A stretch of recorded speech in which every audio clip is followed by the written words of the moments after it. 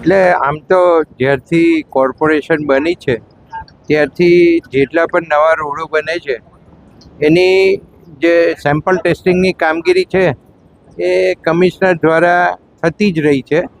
અને સારી વાત એ છે કે આપણી પાસે ડીડીઆઈટી કોલેજ છે અને ડીડીઆઈટીનું સ્ટાન્ડર્ડ આ ટેસ્ટિંગ માટેનું બહુ ઊંચું છે, એટલે આપણને એ મોટો ફાયદો છે.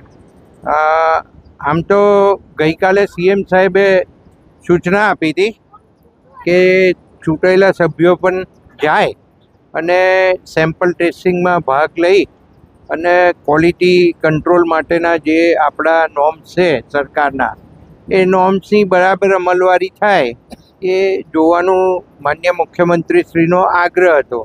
અને સ્વાભાવિક છે કે રોડના કામ ચાલતા હોય, તૂટી જાય અને પાછળથી પ્રોબ્લેમ થાય, જવાબદારી તો કોન્ટ્રાક્ટરની જ હોય છે 3 વર્ષ સુધી કે એનો જે પીરિયડ નક્કી કર્યો હોય ત્યાં સુધી.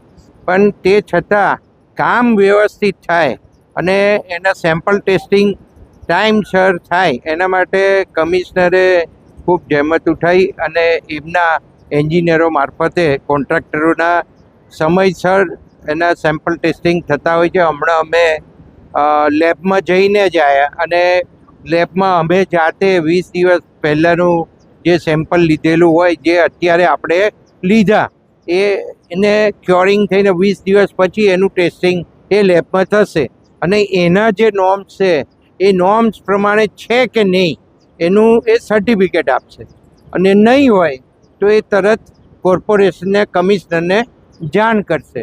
એટલે આ આટલી ક્લેરિટી સાથે જ્યારે માન્ય મુખ્યમંત્રીશ્રીનો આખા સ્ટેટ માટે આગ્રહ છે ત્યારે આપણે જે કરી રહ્યા છે એ તો રોજ એ કરે જ છે, પણ આજે ખાસ મને સાથે ઉપસ્થિત રાખીને કમિશનરશ્રીએ આ બધા સેમ્પલ ટેસ્ટિંગ કરાયા છે, એ આપ જોઈ શકો.